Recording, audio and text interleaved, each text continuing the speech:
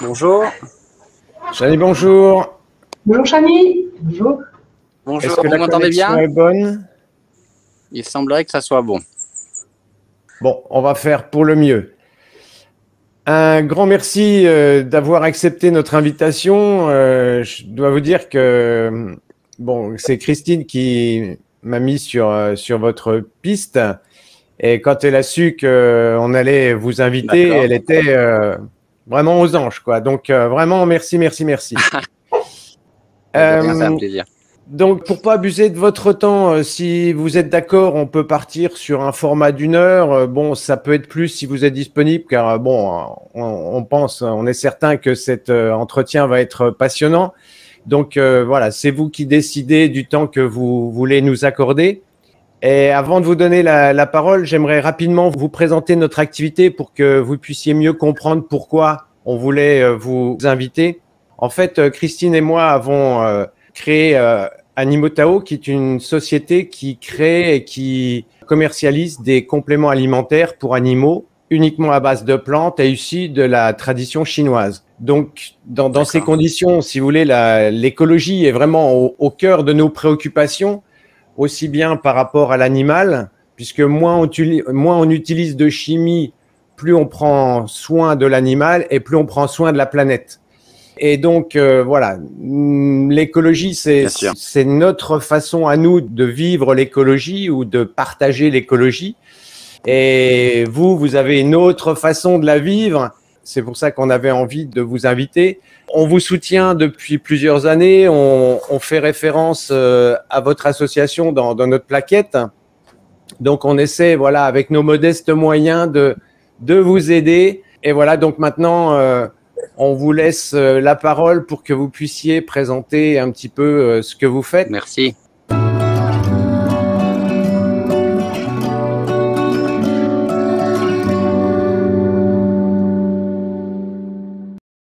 Si vous êtes OK, il y a deux axes en fait que j'aimerais aborder avec vous. Il y a le premier, c'est votre activité et tout ce que vous faites pour la planète et pour les animaux. Et puis l'autre, c'est l'aventure humaine, parce que on vous imagine au bout du monde, dans la jungle. Enfin, c'est un côté extraordinaire et je pense que ça peut être très inspirant. Les gens, avec ce qu'on a vécu ces dernières années, sont un peu encore dans la sidération, sont en quête de sens, ne savent pas quoi faire. Qu'est-ce que je peux faire pour rendre le monde meilleur? Qu'est-ce que je peux faire pour améliorer la planète?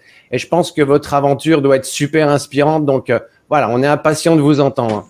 Pour l'instant, il y a un petit souci de connexion. On vous écoute. Toujours? Oui, parfait. Ouais.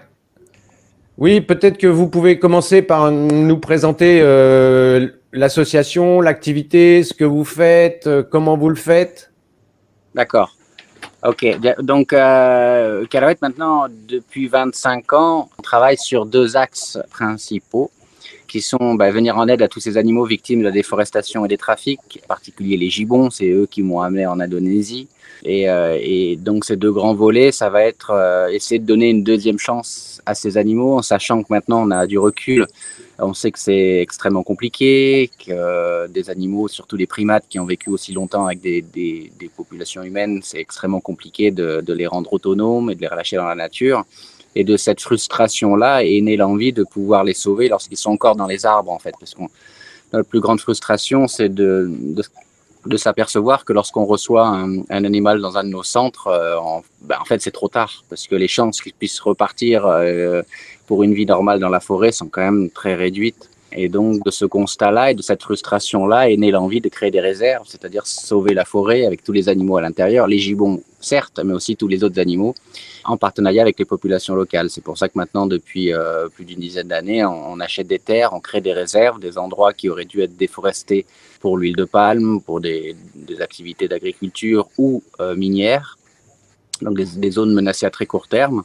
Et en protégeant aujourd'hui 2000 hectares, on a sauvé des centaines de gibbons qui ne se retrouvent pas dans nos centres, en sachant que quand on reçoit des animaux dans nos centres, c'est vraiment un tout petit pourcentage des animaux qui sont capturés, tués lors de la déforestation. Donc aujourd'hui, Calaouette vraiment s'oriente vers ce combat, c'est-à-dire créer des réserves protégés pour sauver les gibbons, les orang-outans et tous les autres animaux. C'est là où on se sent le plus efficace en fait, parce que c'est pour moi un crève-cœur en fait quand dans nos centres, que ce soit à Bornéo ou à Sumatra, avoir tous ces animaux dans des volières. Peu d'entre eux vont pouvoir repartir dans la nature, faute de sites de relâcher. Beaucoup d'entre eux ont aussi des maladies humaines, comme les hépatites. Donc oui, moi quand je suis arrivé en Indonésie à 18 ans, c'était pas pour construire des cages, c'était pour ouvrir des cages. Mais la réalité du terrain m'a vite rattrapé. On relâche pas des animaux comme ça. Les films de Disney nous ont un peu menti en fait. C'est pas comme ça, ouvrir les cages et tous les animaux repartent dans la nature et tout va bien, ils vous disent merci et puis voilà, comme dans un bon dessin animé. C'est pas ça la réalité. Et il faut vraiment informer les gens sur ça parce que, encore une fois, ouvrir des cages, c'est facile. Mais relâcher des animaux dans de bonnes conditions pour s'assurer de leur survie, ça c'est beaucoup plus compliqué. Et en plus de ça, s'assurer que les animaux qu'on relâche vont pas être un risque pour les populations sauvages, notamment au niveau sanitaire. On l'a bien vu, heureusement, ça a été un des effets positifs du Covid, c'est-à-dire que mettre en avant le fait que les maladies peuvent se transmettre d'animaux à humains et d'humains à animaux. Pour nous, notre principal risque, c'est d'avoir des gibbons qui sont par exemple infectés par l'hépatite B, qui n'est pas présente à l'état sauvage, mais très présente dans la population humaine ici en Indonésie. Il suffit qu'un gibbon morde quelqu'un, soit positif à l'hépatite B, et si on ne teste pas l'animal et qu'on le relâche dans la nature, il pourra contaminer les populations sauvages des gibbons. Donc d'où et ça c'est que la problématique sanitaire. Donc voilà, c'est extrêmement compliqué, alors que extrêmement coûteux de s'occuper de tous ces animaux dans nos centres de soins. Alors que lorsqu'on crée des réserves, une fois le foncier passé, gérer ces réserves, c'est moins coûteux en fait. Et on est beaucoup plus efficace, encore une fois. J'ai pas à nourrir les gibbons, j'ai pas à avoir des vétérinaires derrière les gibbons sauvages pour s'assurer qu'ils vont bien. Il n'y a pas de soigneurs, il y a simplement des gardes. Et avec les moyens aériens qu'on met aujourd'hui en place, on s'aperçoit qu'avec peu de moyens humains et les bonnes techniques, on arrive à protéger des milliers d'hectares plutôt facilement sans de gros frais. Donc ça, c'est le virage. Encore une fois, pour peut-être partir sur le côté personnel et l'aventure humaine qui m'a, moi, poussé à venir en Indonésie, c'est l'amour des gibbons. Et encore une fois, je suis parti en Indonésie dans cette idée de récupérer tous ces animaux détenus chez les gens et pour leur donner une deuxième chance. Et ensuite, c'est confronté à la réalité. Moi, je suis arrivé avec mes gros sabots de français sans comprendre du tout la culture locale, les vraies problématiques écologiques aussi, parce qu'on nous dresse un portrait de problèmes de déforestation, etc., mais avec un prisme très occidental aussi. Donc tout ça, il a fallu le confronter à la réalité du terrain. Donc ça a pris du temps, je me suis pris beaucoup de claques au début. Et puis de tout ça, j'ai essayé de mettre en place ce qui pouvait être le plus efficace, parce que j'ai toujours eu envie d'être à mon échelle, d'avoir une action concrète, quoi. Donc oui, à travers ces centres de soins pour les animaux et maintenant à travers les réserves. Et c'est vrai que maintenant, si je projette Calauet dans les 10 ou 15 prochaines années, j'espère qu'on va pouvoir créer de nombreuses réserves. Mais c'est vrai que les activités de centres de réhabilitation et de refuge pour les animaux, c'est une activité qui ne va pas grandir à Calauet. On va plus investir et encore une fois, tout miser sur ces réserves qui sont beaucoup plus efficaces en fait. Donc voilà, peut-être que vous me faites une relance pour que sache. Vous avez un appui d'ONG, du gouvernement indonésien? Est-ce que vous êtes aidé? Comment ça se passe? Là où on a un soutien et notre vraie force, en fait, c'est le soutien des populations indonésiennes, des Indonésiens eux-mêmes. C'est qu'on a une certaine visibilité en Indonésie, on est très soutenu par les Indonésiens. De me dire que en tant que Français, être arrivé ici pour essayer de protéger l'environnement, d'être soutenu par la population indonésienne et par tous ces gens, c'est vraiment pour moi une fierté, quoi. Je dirais, c'est certainement ce qui me touche le plus, en tout cas. Ils se sont appropriés Calauet, ils se sont appropriés notre combat et ils me voient plus comme, encore une fois, le petit Français qui est arrivé en Indonésie, mais comme Chani. Et ça a mis du temps, hein, mais ça me touche. Donc aujourd'hui, j'ai mis de côté cette casquette d'activiste pour me concentrer sur mon rôle de conservationniste, c'est-à-dire les projets concrets au niveau local, concrets avec Calauet.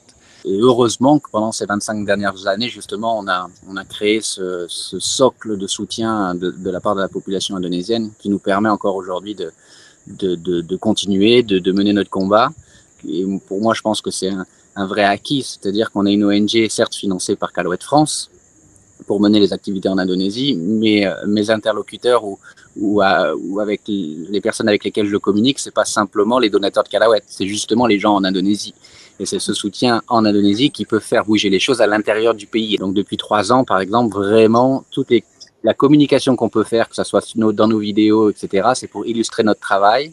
Et les menaces par rapport aux compagnies, ça peut être plus des conflits locaux. C'est-à-dire que Calouette, face à l'industrie de l'huile de palme, on n'est pas grand-chose évidemment, mais au niveau local, avec le soutien des villageois sur une commune précise, par exemple, comme pour la réserve d'Oulan, là on peut remporter des victoires. En sachant que pourtant cette commune, une partie de la commune par exemple, va être dans, c'est pas une concession, c'est plutôt un permis obtenu par la compagnie pour faire de l'huile de palme ou du charbon s'ils achètent les terrains. Comme nous on les achète avant eux, effectivement qu'il y a un conflit frontal. Donc là, localement, avec une compagnie bien identifiée, on peut avoir des tensions.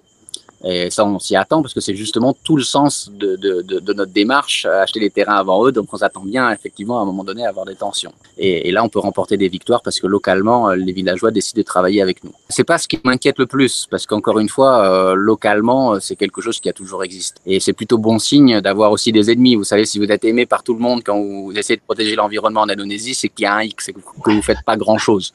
Donc le fait d'avoir ce genre de conflit est plutôt, je dirais, normal. Mmh.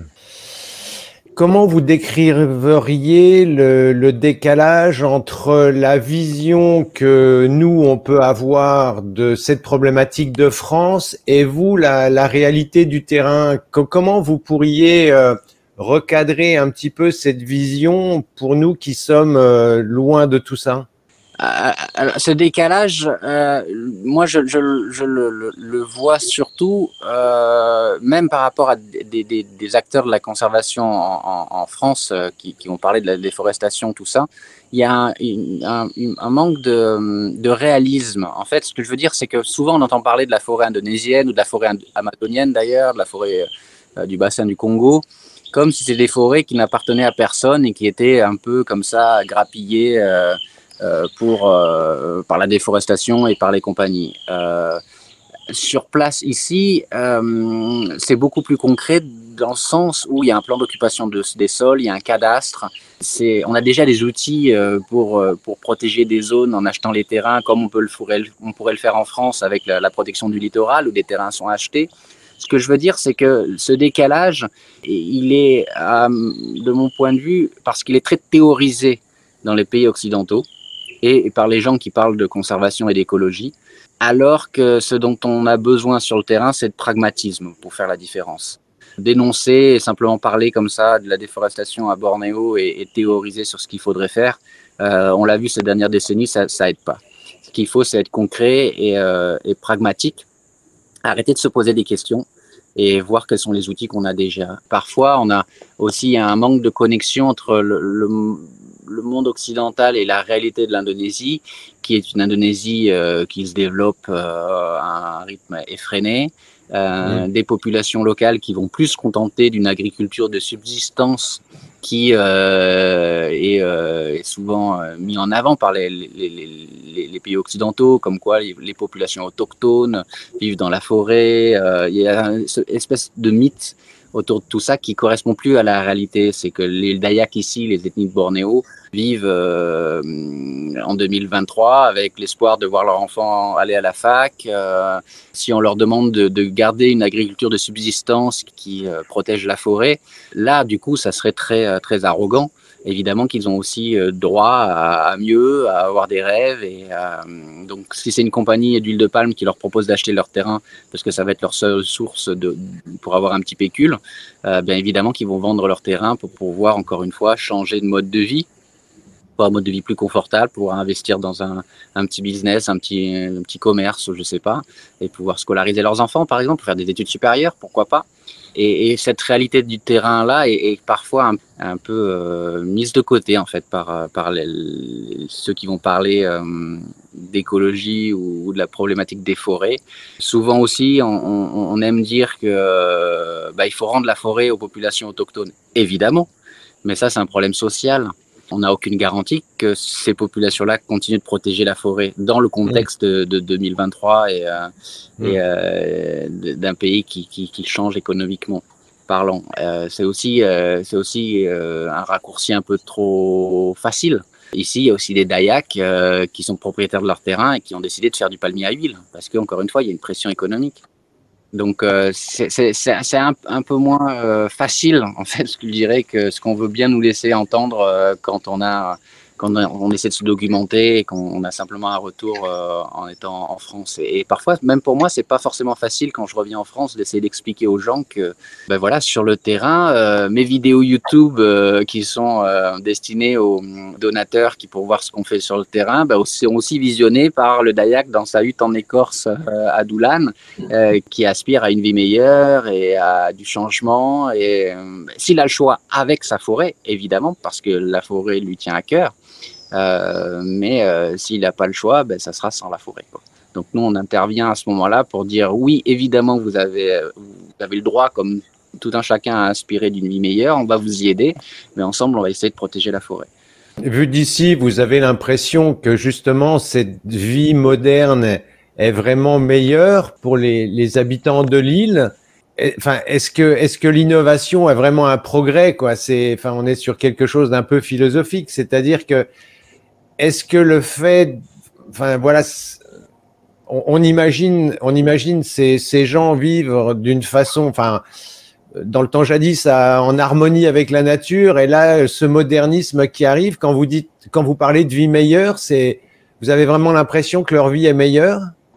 Alors c'est très haché. Est-ce que vous pouvez répéter parce que j'ai pas du tout compris. C'est très haché. Oui, les échanges sont compliqués.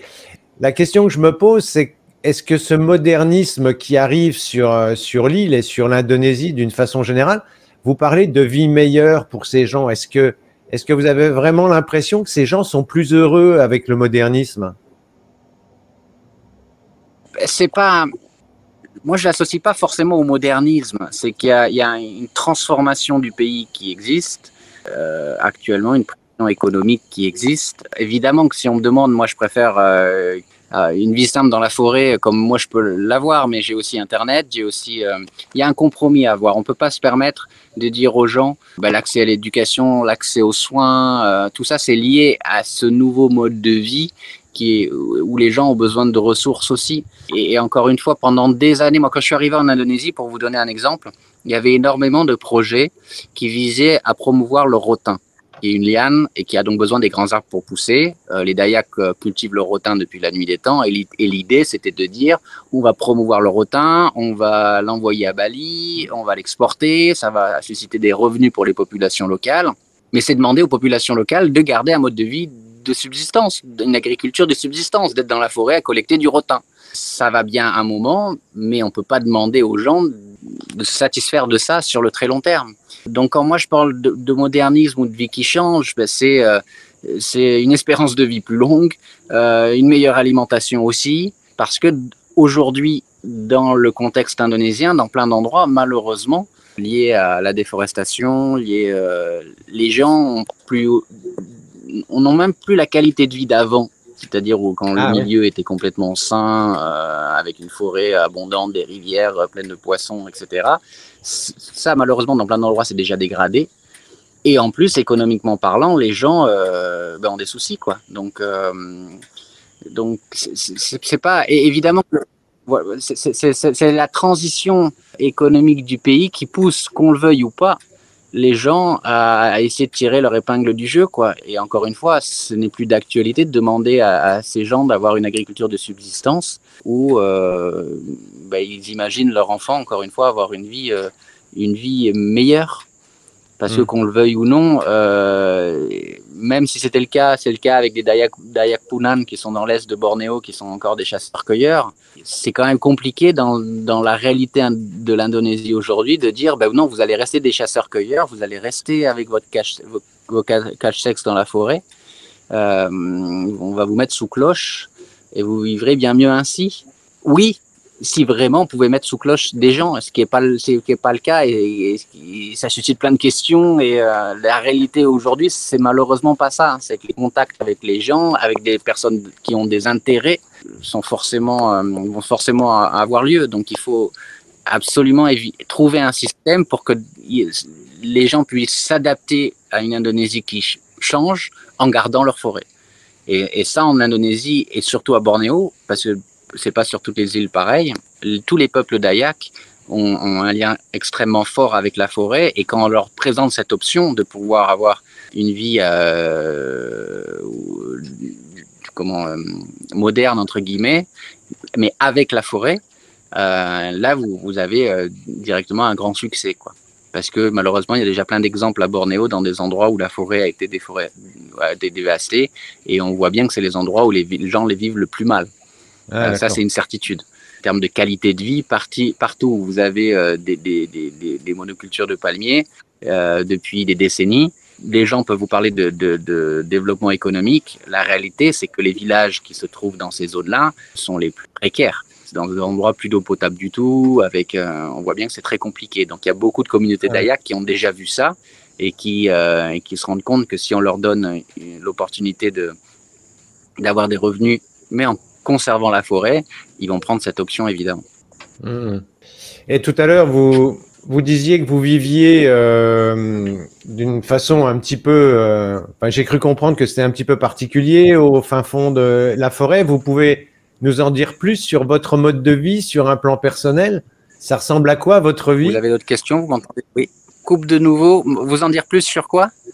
Sur votre vie, comment vous vivez, vous, au quotidien, puisque nous, on est là dans notre canapé devant notre écran, et vous êtes, je dirais, dans des conditions... Enfin, vous avez une vie extraordinaire. Est-ce que vous pourriez nous en dire plus? Comment je vis moi, si j'ai bien compris votre question? En famille, on vit dans une maison qui est derrière moi là-bas, qui est dans la forêt derrière. Vous m'entendez ou pas là? Ouais, c'est bon. Ouais, donc oui, moi je vis en famille, donc dans une maison. On est en autarcie en fait au niveau tout ça en famille, et le long d'un fleuve, dans une de nos réserves à Parawen. Donc moi j'ai toujours voulu, comme mon travail, comme je le disais tout à l'heure, consiste à des actions extrêmement concrètes, pour moi, il était inconcevable de ne pas être dans la forêt. Je sais que beaucoup d'ONG ont leur bureau dans les villes, etc. Mais en famille, pour moi, c'était vivre ici. Alors, ça a pris du temps parce que emmener toute la famille dans la forêt, quand même avoir une maison confortable, tout ça, ça a pris du temps, de la logistique, tout ça. Mais aujourd'hui, on y arrive. Aujourd'hui, je vous parle du fleuve, c'est parce que c'est là où on peut avoir un peu de réseau, et j'ai une connexion satellite parce que c'est ouvert, et sur la plateforme flottante qui sert de hangar pour l'hydravion pour les patrouilles aériennes sur le fleuve Barito. Donc voilà, nous on vit, mon quotidien c'est d'être ici dans la forêt, de voir avec mes gars les problématiques quotidiennes qu'ils peuvent avoir, que ce soit le centre de soins, il est à 200 mètres de la maison, ou donc aussi dans la forêt où il y a les infrastructures, la clinique vétérinaire, les animaux. Et puis ensuite, d'ici, en face de moi, vous voyez les collines là-bas, c'est une réserve d'État qui fait 6000 hectares. Et on aide localement aussi avec de l'aérien pour s'assurer qu'il n'y a pas de coupe illégale dans cette réserve-là. La réserve d'Oulan est à 13 km d'ici. Donc tout le côté aérien est géré d'ici. Et voilà, donc nous, on se réveille le matin avec les singes, les nasiks, vous savez, ces singes endémiques de Bornéo avec leur gros nez autour de la maison. Et c'est notre quotidien. Et c'est vrai que ce mode de vie, moi, je l'avais imaginé quand j'étais enfant. Et je suis très chanceux d'aujourd'hui de pouvoir le vivre dans ma vie depuis maintenant plus de 2 décennies, et de partager ça avec ma famille. Donc c'est des valeurs aussi que j'essaie de donner à mes enfants. Voilà, se lever le matin en se disant on va aider des animaux, on va sauver de la forêt, ça donne du sens à une existence. Et c'est ça aussi, je pense, la clé du fait que je suis encore optimiste en fait. J'ai tout à fait conscience des problématiques environnementales, réchauffement climatique évidemment, enfin comment ne pas prendre de plein fouet tout ce qui est en train de se passer, c'est un peu sur la planète. Mais quand on est dans l'action au quotidien, on voit aussi tout ce qu'on arrive à sauver localement, là où on peut faire la différence. Et pour moi, il n'y a de l'espoir que dans l'action. Et l'action, pour moi, je ne l'envisage que comme ça. Donc, c'est extrêmement enrichissant. Et je pense que toutes les personnes, en France, c'est aussi un décalage et quelque chose, moi, qui me frustre beaucoup, voire qui m'énerve. Quand je vois beaucoup de personnes qui font des plaidoyers, des personnes sincères, hein, qui parlent d'environnement, qui sont complètement déprimées, qui sont complètement... je pense parce que justement, elles ne sont pas dans ce genre d'action. Des manifestations, c'est bien, dénoncer, c'est bien, mais personnellement, on a aussi besoin de s'épanouir, de se sentir bien dans sa peau pour être efficace. Et moi, c'est par je me nourris en fait de ce quotidien où, à l'échelle locale, ça peut être un hectare de forêt ou un gibbon sauvé, ou tout ça me nourrit pour continuer le lendemain, sauver plus et mener le combat. Donc je pense que c'est intrinsèquement, j'arrive plus à le dire, vraiment lié, quoi. L'un va pas sans l'autre. Donc ce mode de vie dans la forêt, encore une fois, j'ai la chance d'avoir une épouse qui s'épanouit aussi comme ça, et mes enfants, ils ont été grandis comme ça, en sachant que la nature est une partie très importante de leur vie, évidemment, le sens dont je parlais tout à l'heure, mais il s'ouvre à plein de choses aussi. Il faut pas qu'il reste cantonné à la forêt. Il faut avoir une vision globale du monde aussi pour pour être efficace.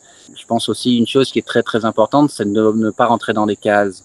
En Occident, on a trop tendance à mettre des gens dans des cases. On sera un state, on sera je sais pas quoi et rien d'autre. Alors que non. Moi, je peux dire que je suis activiste, j'ai fait de la télé, j'ai fait de la radio, toujours pour une même cause, mais tout ça est lié et on doit savoir tous les outils et prendre toutes les casquettes. Je suis pilote d'hydravion maintenant. Enfin voilà, je m'imaginais pas ça avant, mais tout ça pour une même cause. Et mon fils, il veut devenir Andrew, qui est le grand, il veut devenir réalisateur, qu'il devienne réalisateur de documentaires. Enfin voilà, faut pas s'interdire des choses. Donc faut avoir plusieurs casquettes et ça peut être ça, plus ça, plus ça, plus ça. C'est pas ça ou ça ou ça. Et ça aussi, c'est important. Mais je pense que c'est plus facile aussi pour eux de comprendre ça, parce que le mode de vie qu'on peut avoir ici, mes enfants, par exemple, c'est un peu des caméléons. Ils sont aussi à l'aise quand ils vont voir leur grand-mère en France qu'avec leurs copains ici qui vivent dans la forêt, dans des huttes en écorce. Et ça, je trouve que c'est extrêmement enrichissant, quoi. Et voilà, donc c'est un tout. Et pour terminer ce côté un peu perso, je pense qu'aujourd'hui, les Dayaks et les Indonésiens nous ont mis un peu sur leur aile, parce qu'ils sentent aussi que je suis arrivé, certes, pour les gibbons et pour la forêt, mais je suis resté parce que je suis tombé amoureux de l'Indonésie et plus particulièrement de Bornéo. Et ça, ils le sentent au quotidien. Et ça aussi, c'est extrêmement important si on veut avoir des victoires localement. On peut pas dissocier l'humain de la nature. Et voilà, donc moi, toutes les fois où j'ai eu des gros soucis à Bornéo, c'est à chaque fois les Dayaks qui m'ont sauvé, quoi. C'est à chaque fois eux qui m'ont soutenu, protégé. Donc je leur dois beaucoup. J'apprends toujours au contact des gens ici qui connaissent la forêt mieux que personne. Et voilà, donc je me sens aujourd'hui beaucoup plus en sécurité, par exemple, de vivre dans la forêt avec ma petite, j'aime bien les appeler ma petite armée, les gars qui travaillent pour moi à Calauet et qui s'occupent des animaux, les villages alentours. Je me sens beaucoup plus en sécurité ici qu'auparavant, il y a quelques années où on n'avait pas les sous pour construire une maison ici et que mes enfants étaient scolarisés quand ils étaient plus petits en ville. On était beaucoup plus accessibles. Moi, j'étais pas souvent présent parce que j'étais justement à Calauet. C'était beaucoup plus compliqué. Maintenant qu'on est tous ici en forêt, on se sent beaucoup plus en sécurité et on a besoin de se sentir bien pour, encore une fois, être efficace. Donc, tout est lié. Je vois trop de gens, par exemple, qui font un travail pour les animaux, mais qui se disent misanthropes parce que justement, ils sont avec les animaux. Moi, j'y crois pas du tout. Il faut, au contraire, être philanthrope, aimer les gens pour être efficace et aider les animaux. Je crois vraiment à ça, quoi. Mmh. Ouais, c'est vraiment une vision globale, ouais. Vous parlez de sécurité. Quand Bornéo, on imagine quand même un environnement un petit peu hostile. Et c'est la réalité sur un plan. C'est quoi la réalité au quotidien d'une vie comme ça au milieu de la jungle sur un. Alors hostile, évidemment, parce qu'on a aussi cette vision de la jungle que des décennies de films, etc., ou des livres d'histoire nous ont un peu inculqué en Occident. Moi, je préfère savoir mes enfants dans la jungle ici, seuls, ce qui arrive souvent, que mes enfants partent seuls dans la forêt à se filmer, tout ça, que les imaginer dans un quartier malfamé de Paris à 23h. Je préfère ici. Donc, après, c'est une question de connaissance aussi. Effectivement, il y a des serpents venimeux, il peut y avoir des accidents. C'est pas les mêmes accidents qu'on pourrait avoir en France, évidemment. Le risque sera toujours là. Et l'idée, c'est de ne pas, de prendre des risques calculés et de faire au mieux pour, voilà, notre maison, par exemple, elle est clôturée avec de fils électriques qu'on utilise en France pour les vaches. Mais déjà, ça limite énormément les animaux de venir à la maison. La maison est sur pilotis, elle est à 3 mètres de hauteur pour être à l'abri des moustiques dans un premier temps, parce que le plus grand danger, ça va pas être les gros animaux, mais ça va être les petits, entre malaria, dengue, etc. Donc la maison étant surélevée, il n'y a pas de moustiques. Tout ce qui est reptiles venimeux petits au sol, on a des oies, on a des dindes, enfin une dinde et tout ça. Et ces volatiles-là, justement, vont manger les petits serpents venimeux. Ils attirent les gros serpents, les pitons, mais eux sont pas venimeux, donc c'est pas un souci pour nous. Mais voilà. Après, dans la forêt, c'est une histoire de connaissance, savoir comment on se déplace, où on se déplace. Mais oui, encore une fois, il y a des risques, on les connaît, on essaie de les maîtriser au mieux, mais il y en aura toujours. Moi, c'est un peu une histoire personnelle, mais vous savez, j'avais une sœur et ma sœur, elle n'a jamais voyagé. Elle était tout l'inverse de moi. Elle est partie à 6 km de la maison et elle s'est installée avec son mari à 6 km de la maison. Elle a toujours eu une vie très, très posée, pas pris de risque du tout, ce qui ne l'a pas empêché d'être pris par un cancer à 42 ans. Et pour moi, ça a été aussi pas un révélateur, parce que j'ai déjà fait mes choix dans ma vie bien avant, mais c'est aussi ça, quoi. Il vaut mieux, on n'a qu'une vie. C'est ce que je dis à mes enfants aussi. Il faut pas s'interdire de faire des choses si on a envie de les faire, mais il faut bien calculer pour minimiser les risques. Mon fils, il vole au-dessus de la forêt déjà en paramoteur. En tant que papa, je vous avoue que ça m'enchante pas toujours de voir mon fils en paramoteur au-dessus de la forêt, parce qu'en tant que papa, voilà, on craint pour ses enfants, ce qui est normal. Mais d'un autre côté, je préfère qu'il vive ses rêves, mais voilà, avec des risques calculés, réfléchis, avec la bonne méthode, la bonne manière et tout ça. Donc, vivre dans la forêt de Bornéo, oui, il y a des risques, mais on essaie de les maîtriser au mieux. Et encore une fois, il faut écouter les gens ici qui vivent depuis la nuit des temps au contact de cette forêt. Il faut suivre leurs conseils et c'est eux qui vous donneront les clés pour vivre en harmonie. En tout cas, il faut pas Moi, ce que je vois souvent quand il y a des gens qui viennent ici me visiter, il n'y en a pas beaucoup, mais quand c'est des journalistes et ils ont cette peur de la forêt qui parfois me surprend, parce qu'il y a une forme de rejet en fait. Cette peur fait qu'en fait ils rejettent cette forêt, alors que quand on y est et qu'on accepte ces risques-là, qu'on apprend à les connaître et qu'on est mieux. Il faut savoir que dans la forêt, par exemple, les principaux accidents, c'est absolument pas des animaux, c'est absolument pas des morsures de serpents. Et les accidents, c'est des branches qui tombent. Et ici, tous les ans, il y a des gens qui font leur bivouac au mauvais endroit, des grosses rafales avant l'orage, et vous avez des branches qui tombent parce que la forêt est pas du tout faite pour le vent ici. Et donc, il y a beaucoup plus de gens qui meurent parce qu'ils se prennent des branches sur la figure ou des arbres sur la figure qu'attaqués par des animaux sauvages. Donc, tout ça, on apprend on le sait, on fait attention. Et puis voilà. Mais c'est vrai que on peut être des serpents qui sont invités dans la maison, tout ça. Mais encore une fois, le nombre, il y a tout autant de risques, je dirais, dans une vie occidentale, mais des risques différents liés à la circulation, donc c'est juste différent. Ouais, c'est très inspirant et ça fait rêver. Je veux pas mobiliser la parole puisqu'on va bientôt arriver au terme de cet entretien. Les filles, vous avez envie de poser des questions? Vous avez envie d'intervenir? Ouais, moi j'aimerais savoir sur le site combien vous êtes pour vous occuper des animaux, entre les vétérinaires, les gens qui suivent l'évolution de la forêt. Vous êtes combien sur Calaouet? Aujourd'hui, il y a 66 employés à plein temps à Calaouet sur les différents sites, la totalité. Mais c'est des chiffres qui varient. En fait, ça varie de 65 à 80. Par exemple, là, on a un site qui se débloque pour relâcher des animaux à Sumatra. Donc, on va devoir recruter de nouvelles personnes pour suivre les animaux sur le site de relâcher, tout ça. Donc, on va être à 75-80, je pense, d'ici la fin de l'année. Mais ça, voilà, c'est entre 65 et 80, mais aujourd'hui, 66 personnes.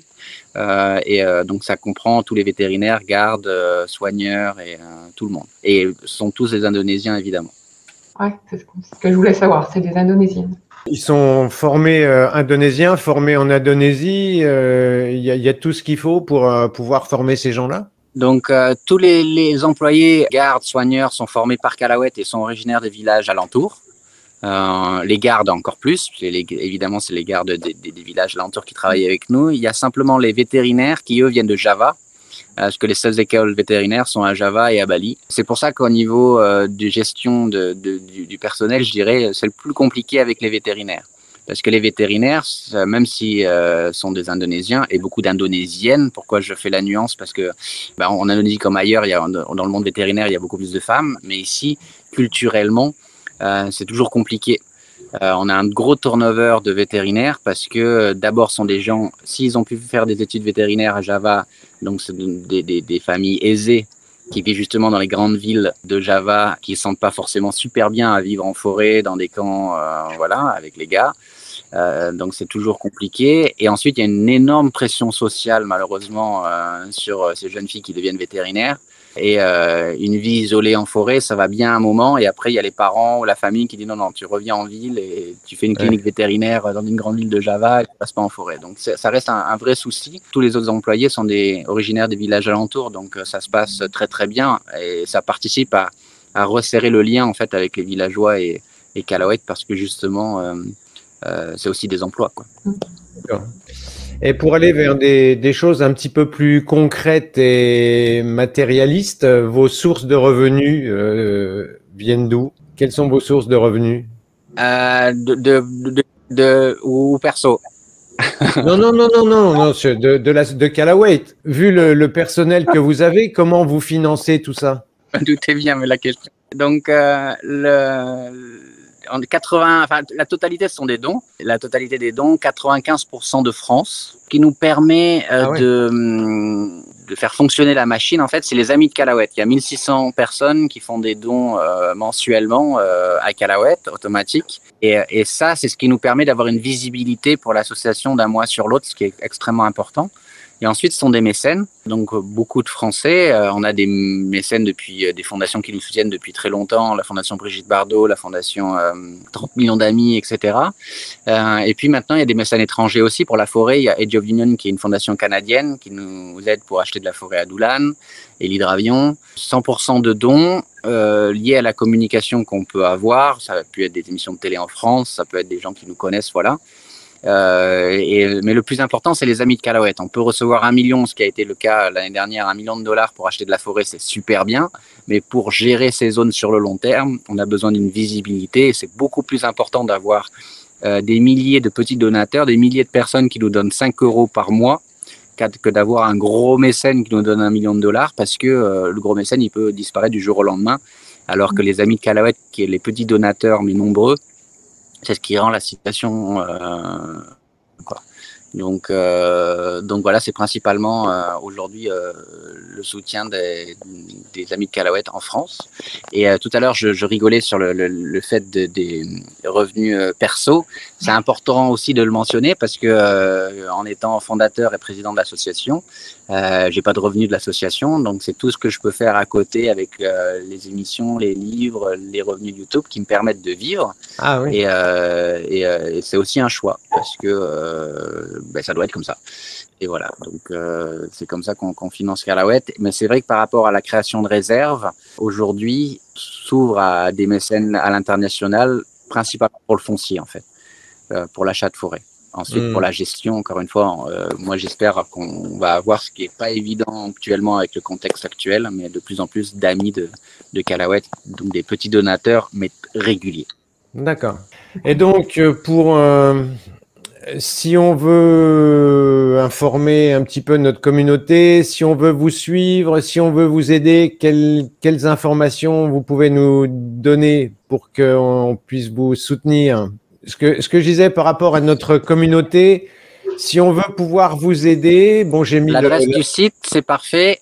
L'adresse du site, c'est parfait. Et si Voilà, si vous pouvez, le site c'est parfait. Et si vous pouvez inciter, ce qui est le plus important pour nous, encore une fois, c'est les amis de Calouette. Vous verrez sur le site. C'est voilà, si des gens veulent devenir amis, c'est vraiment ce dont nous on a le plus besoin aujourd'hui. On l'a vu pendant le Covid, par exemple, beaucoup d'ONG comme nous qui ont des refuges, des centres de soins pour animaux dépendaient de volontaires payants, en fait, des gens qui viennent tous ces centres ont fermé pendant le Covid et ils ont eu de graves soucis. Nous, on a pu s'en sortir parce que justement, on avait des amis de Calouette. Donc, si vous pouvez relayer cette info-là avec le site, ça serait juste parfait. C'est ce qu'on va faire. C'est ce qu'on va faire. Vous avez comment je dirais, des médias, vous avez des chaînes YouTube? Évidemment, alors, moi, ma chaîne indonésienne qui est par 1,2 million de followers, mais il faut parler indonésien, donc c'est compliqué. Mais il y a les vidéos en français sur la chaîne YouTube de l'association. Donc Association Calouette, puis Instagram, Chani Calouette, tous les réseaux en fait. Vous faites Chani Calouette, vous aurez les dernières nouvelles du terrain et avec notre quotidien ici en forêt. Et puis une fois par mois une vidéo donc sur YouTube sur la chaîne Association Calouette qui est la version donc française et des vidéos que je peux publier sur YouTube. D'accord, super. Les filles, une dernière question. Moi, j'aimerais savoir, à part les gibbons, qu'est-ce que vous récupérez comme animaux? Tous les animaux de Bornéo, en fait. Effectivement, on a énormément de gibbons parce qu'on est avant tout un projet gibbon, mais aujourd'hui en soins dans nos centres, on a des crocodiles marins qui sont rentrés en conflit avec les gens. On a des crocodiles d'eau douce, on a des ours malais. Alors ça, c'est des animaux qui sont destinés à rester malheureusement à vie dans nos centres. Parce qu'ils sont difficilement relâchables. Et ensuite, on a beaucoup d'animaux qui passent simplement à Calouette. Ça, c'est les bonnes nouvelles, parce que tout ce qui est petits mammifères, qui ont des instincts assez forts, tout ce qui est civette, tout ça, ils peuvent être relâchés. Même les singes, mais qui sont sociaux, quand il n'y a pas de questions sanitaires, c'est facile à relâcher, parce que par exemple, des macaques, même qui ont vécu pendant très longtemps avec les gens, quand on fait des groupes, en fait, ils apprennent les uns des autres. Les individus plus indépendants vont prendre sous leurs ailes les autres moins dégourdis. Donc, les singes sociaux, c'est beaucoup plus facile à relâcher. Puis voilà, ça va des loris, les petits primates nocturnes qu'on peut avoir aussi, en passant par des serpents, justement, on parlait des serpents tout à l'heure. En fait, toute la faune indonésienne va être représentée. Mais c'est vrai que ces derniers mois et ces dernières années, on a reçu peu d'animaux, en fait. Mais aujourd'hui, les orang-outans, par exemple, quand on en reçoit dans nos centres, on les envoie directement vers les projets de réhabilitation des orang-outans. Il y en a pas mal à Bornéo qui savent faire ça bien mieux que nous. Voilà, et nous, on va s'occuper de nos orang-outans dans nos réserves. Donc, c'est pas les animaux c'est pas des orang-outans qui arrivent au centre de soins, mais des orang-outans qu'on suit dans nos réserves, parce que notamment aujourd'hui et depuis maintenant plus d'1 an, moi, je passe beaucoup de temps à suivre les grands mâles orang-outans dans la réserve de Doulan, par exemple, parce qu'ils sortent aussi de la réserve. Et ma politique pour acheter les terrains et faire du foncier, en fait, se base sur les déplacements des orang-outans. Les parcelles qui sont le plus utilisées par les orang-outans, évidemment, ça va être ma priorité pour sécuriser ces parcelles-là, puisque on a des fonds limités, on est obligé de faire des choix. Donc, c'est comme ça que je vais faire mes choix notamment en suivant ces grands mâles orang-outans qui ont les grands disques et qui poussent des longues vocalises. Et quand ils poussent ces longues vocalises, ils vont attirer les femelles. Donc, s'ils sont à l'extérieur de la zone protégée, ils vont attirer toutes leurs femelles à l'extérieur de la zone protégée. Donc, c'est évidemment important de sécuriser ces parcelles-là en premier. Donc voilà. Mais sinon, en termes d'animaux, oui, c'est tous les animaux qui sont représentés dans la forêt, quoi. D'accord, merci. Bien, Chani, on vous écouterait des heures, tellement c'est passionnant. Voilà, on ne veut pas abuser de votre temps. J'espère que vous entendrez nos remerciements. Vraiment un grand merci. Merci. Un grand merci pour le temps que vous nous avez accordé. On espère pouvoir venir vous voir. C'est un projet qu'on a évoqué avec Christine. Moi, je connais déjà un peu l'Indonésie, mais j'y retournerai avec plaisir. Donc, vraiment, grand merci à vous. Et on vous souhaite une bonne continuation et longue vie à Calouette. Merci, Chani. Merci beaucoup. Merci. Merci à vous. Merci beaucoup. Au revoir. Merci. Au revoir. Au revoir. Et pour finir, merci de mettre un pouce en l'air et de vous abonner, c'est ce qui nous aide le plus à promouvoir la chaîne. Merci et à très bientôt pour une nouvelle vidéo.